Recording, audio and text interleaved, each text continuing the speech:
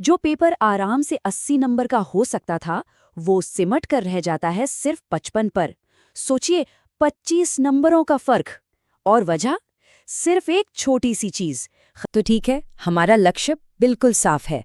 अगली कुछ मिनटों में हम वो स्ट्रैटेजी सीखेंगे जिससे उन्हीं सवालों को हल करके 10 से 15 नंबर ज्यादा बचाए जा सकते हैं। देखिए, सबसे पहले और सबसे जरूरी बात, पेपर हाथ में आते ही लिखना शुरू नहीं करना है। पहले 2 मिनट, बस 2 मिनट पूरे क्वेश्चन पेपर को ध्यान से पढ़िए। बस एक बार नजरों से निकाल लीजिए। जब आप ऐसा करते हैं तो आपका दिमाग अपने आप उन सवालों को ढूंढ निकालता है जो सबसे आसान लगते हैं। और ये बात जो इस स्लाइड पर है, इसे गांठ बांध लीजिए। मैथ्स में कॉन्फिडेंस का मतलब ही स्पीड है। आप जैसे ही उन सवालों से शुरू करते हैं जिन पर आपको 100% यकीन है, आपका कॉन्फिडेंस एकदम से बढ़ जाता है।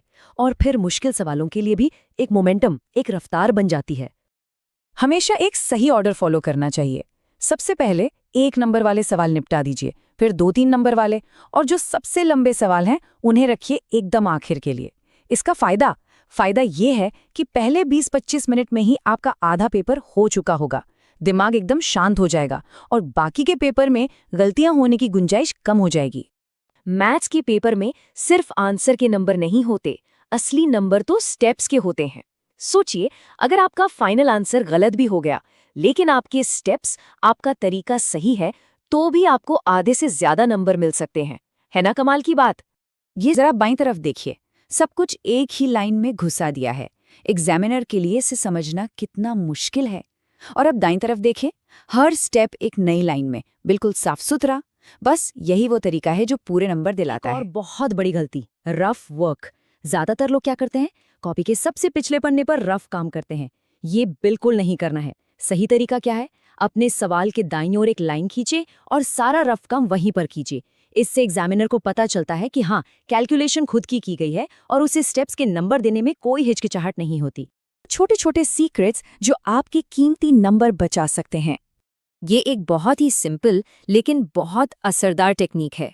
जब भी आपका फाइनल आंसर आए, उसे हमेशा एक बॉक्स में बंद कर दीजिए।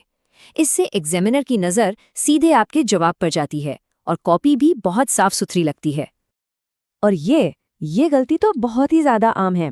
यूनिट्स मतलब इकाइयां, सेंटीमीटर, मीटर, किलोग्राम, रुपये, ये लिखना कभी मत भूलिए। अगर आपने सही जवाब निकाल भी लिया लेकिन यूनिट नहीं लिखी ना, तो हो सकता है आपका पूरा का पूरा सवाल ही गलत मान लिया जाए।